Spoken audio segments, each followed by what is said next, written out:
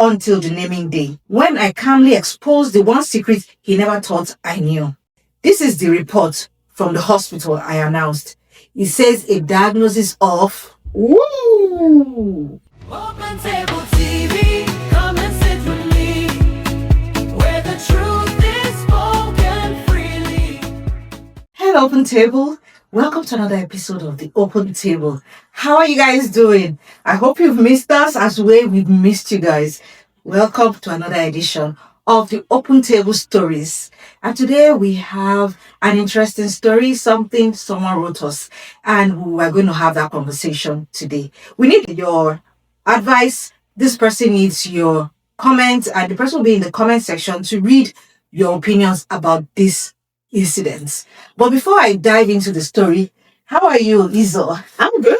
As you can see, I have new hair. Oh, lovely. So it's summer and I'm in the summer spirit. I love the coils. They're looking nice. And I yes. think the color fits you. It suits you. Nice. What's your comments? What do you think? Is Do it you like our hair? So, welcome to this edition. One of our fans who has also been watching us sent us this message, and this is the story. It says, Open Table, what is your take on this? Everyone thought I was foolish for accepting my husband's pregnant mistress until the naming day, when I calmly exposed the one secret he never thought I knew. They like to say fear women, but the truth is you should fear a woman who is quiet. My name is Zainab. I was married to Shola for 5 years. 5 years of God's time is the best. Why? Because 5 years of hospital visits, 5 years of his aunties whispering that I was too strong to conceive. Oh, wow. That's sad. 5 years of swallowing herbs so bitter that they burned my throat. 5 years of fasting, kneeling, crying, praying, hoping, and 5 years of enduring his mother calling me half woman. So sad. Anytime she was angry, that was what she says. I endured it all, Open Table. So when Shola walked into our bungalow in Ibadan one humid evening 4 months ago, I didn't raise my voice, and he wasn't alone. Behind him was a girl, young, glowing, visibly pregnant. Gang. Sorry, I was laughing. Yeah, so shocking. But Gang. that is like the trend. Well, going on. Her name was Rashida. She couldn't have been older than 23. She stood there chewing gum, one hand on her stomach and the other scrolling through her phone like she owned the place. Zainab, Shola said, chest out, voice loud. He said, "This is Rashida. She's carrying my child, a son." Wow. I blinked once. "Since you couldn't give me a hair," he continued, "she will stay here. She will finish what you failed to do." "You will take care of her," Shola added. "You will cook for her, wash for her, respect her. She is carrying the future of this family." Really? My friends begged me to leave that night. Some told me to expose them. Some suggested darker things. I told them calmly, "Relax, let the story finish." I became obedience itself. I cooked her meals. I washed her clothes by hand. When her nails swelled, I rubbed them with warm oil. When she had cravings at midnight, I woke up and I made them. Shola mocked me openly. "Look at her," he would tell his friends every Saturday over bottles of beer. "A woman who knows she has expired." Wow. I smiled. I stayed quiet. Last Friday, Rashida delivered a baby boy. The celebration was mad. A ram was slaughtered, canopies filled the streets, music shook the compound. Shola named the boy Ayomide. That means my joy has come. At the naming ceremony on Sunday, his mother danced and sang insults in Yoruba. Wow. "The dry ground has been exposed," she said, pointing at me. When it was time to present gifts, I stood up. I dressed simply but expensively. Gold earrings, calm face. I walked to the front and took the microphone. "My husband," I said gently, smiling. "Congratulations on your son." Shola beamed. "Thank you. Maybe now you will learn." I brought a special gift. I reached into my bag and I brought out a thick envelope. 5 years ago, I told him, my voice was steady. Before our wedding, we ran medical tests. You were busy and asked me to collect the result. Shola was frowning. "What is this nonsense?" he said. "I collected them. I kept them because I loved you." I pulled out the document and held it up. This is the report from the hospital I announced. It says a diagnosis of, wait for it, azoospermia. Ooh! The air froze. It means no sperm count. That is 0 sperm count. I replied clearly. You had complications from childhood mumps. You have been infertile since 2019. Gasp rippled through the crowd. I turned slowly to Rashida. She was pale. Her lips trembled. So I continued, smiling softly. If you produce no sperm and she has a baby, I turned to Kola. Shola's closest friend seated in the front row. Kola was sweating, shaking. Maybe Uncle Kola can explain. I said, why the baby has his exact nose.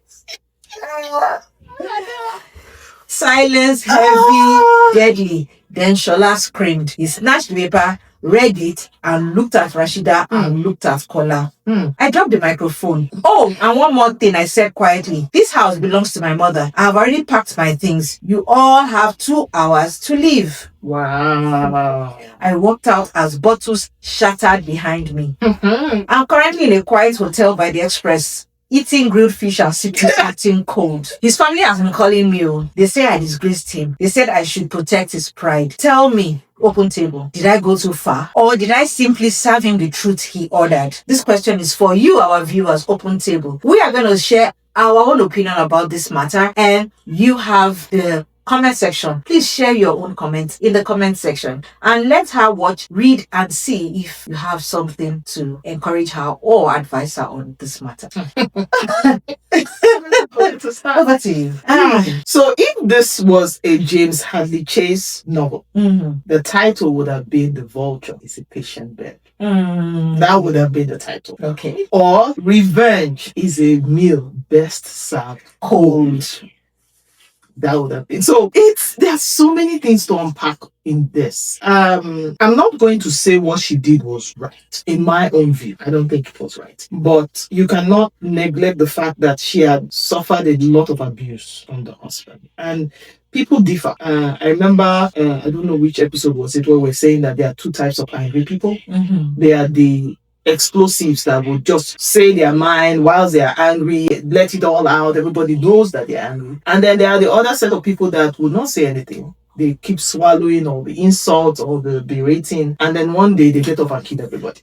So she falls in that spectrum of those kind of people. Could she have done it in a better way? Yes, I personally think she could have, because you got the results years ago, and in fairness to you, you decided to so when the family said she didn't protect her husband's pride, that's a lie, because she did at the start, where she got this result and she said, I would stay because of the love I have for this man. And then even through the period where she was being called a barren woman and everything, she did not fight back. The only place I think she would have done differently, even though you don't fight back to the family, you could have called your husband. But again, it depends on the dynamics between her and the husband. That would be my first reaction to all of this. Well, the husband ended up turning out to be a very poor version of what a husband should have been. Actually, I feel that she tried to protect the family. She did, because she didn't share the story with anybody, even though I feel she should have told him, because keeping that secret from him wasn't fair.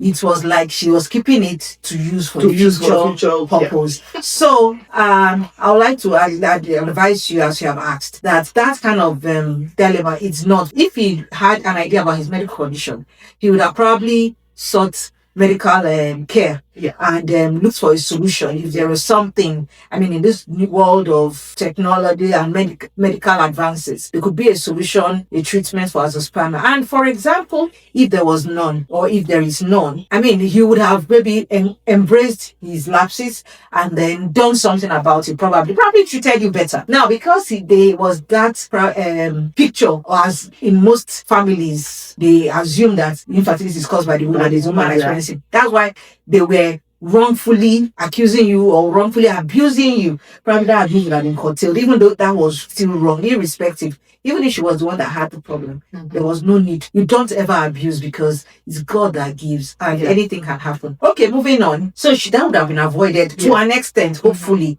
if she had shared that medical report with him.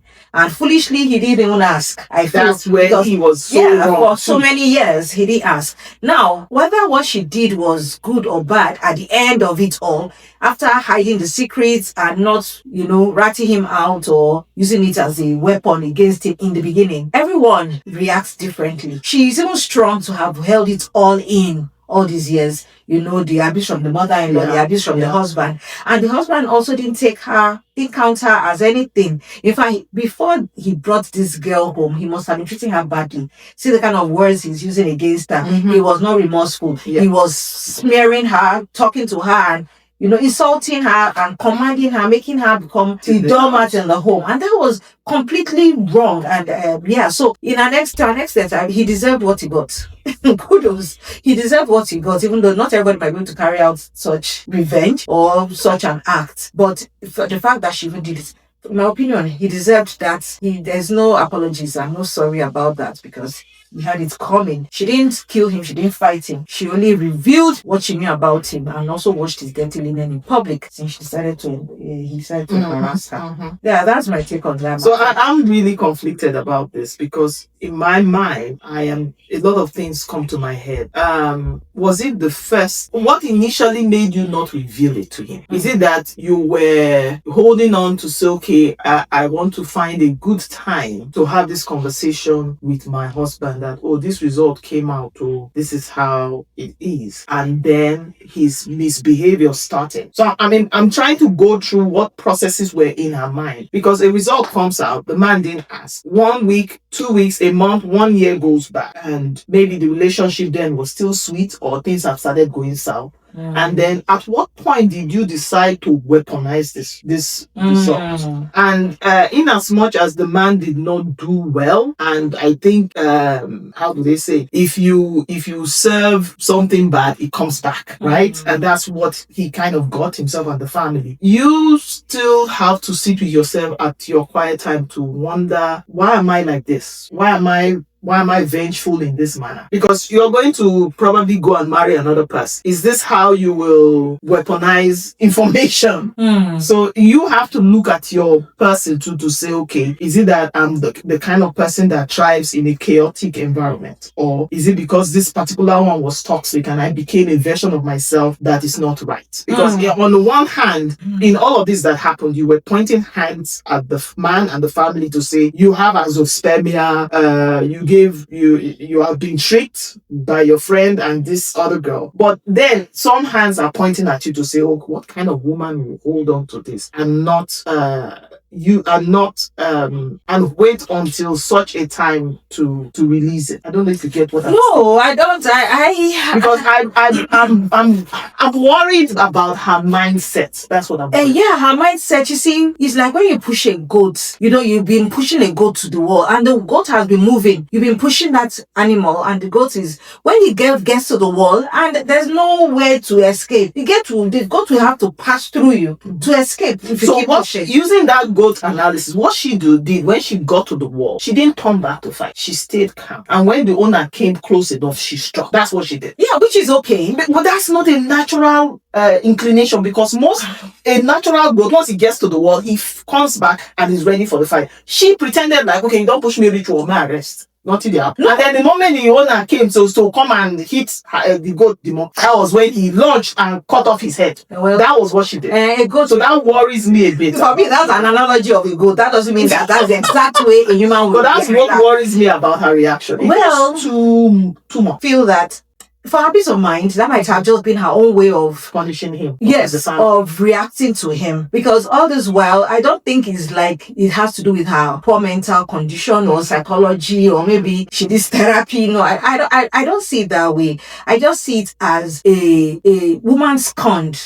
What's that word again? There's this adage that there is no fury like a woman scorned or something like that. So she's a woman scorned, and you can only do as so much. You can only do so much. And maybe she would have even admitted or accepted the girl easily if he hadn't added, you're the one that will be sweeping for her, cleaning for her, And cooking she for her, did and all adding of all those that. nonsense. So most people would Would leave or reacted and stayed. rejected that So reaction. that's the part that, well, each to his own, but I just feel that, babe, you get mine.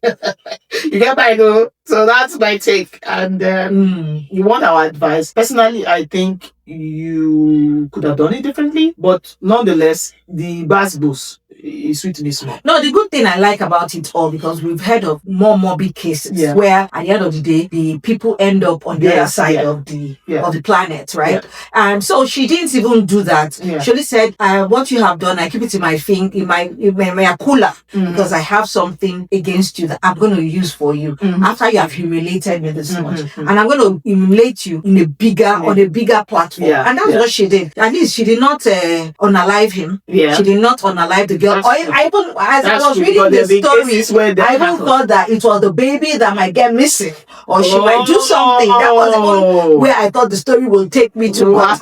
Yeah, it was the man that she dealt with him because he. So I'm not a vengeful person. This is not something I would even do, but I can almost understand where that mindset is, and I will not judge her 100%. I could, like we are doing, we're only advising, like, okay, maybe next time when you're faced with such a challenge and you feel Pushed to the wall. vengeful, you feel hurt, annoyed. Another route is to walk away, to leave.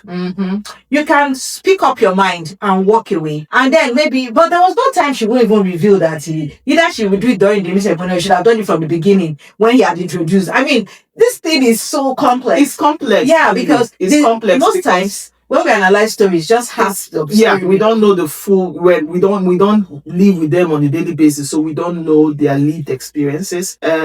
I want to believe that you kept the results from the man with good intention, and then things went south from there. And once things went south, you decided, okay, since you want to show that, I will show you that wickedness is ingrained. But nonetheless, you said, "What do we think you went too far?" So we're going to pass it to the audience because it's just me and Osas. Right. Obviously, we are not on the same page in this one. But let's hear. What do you think? Do you think she went too far?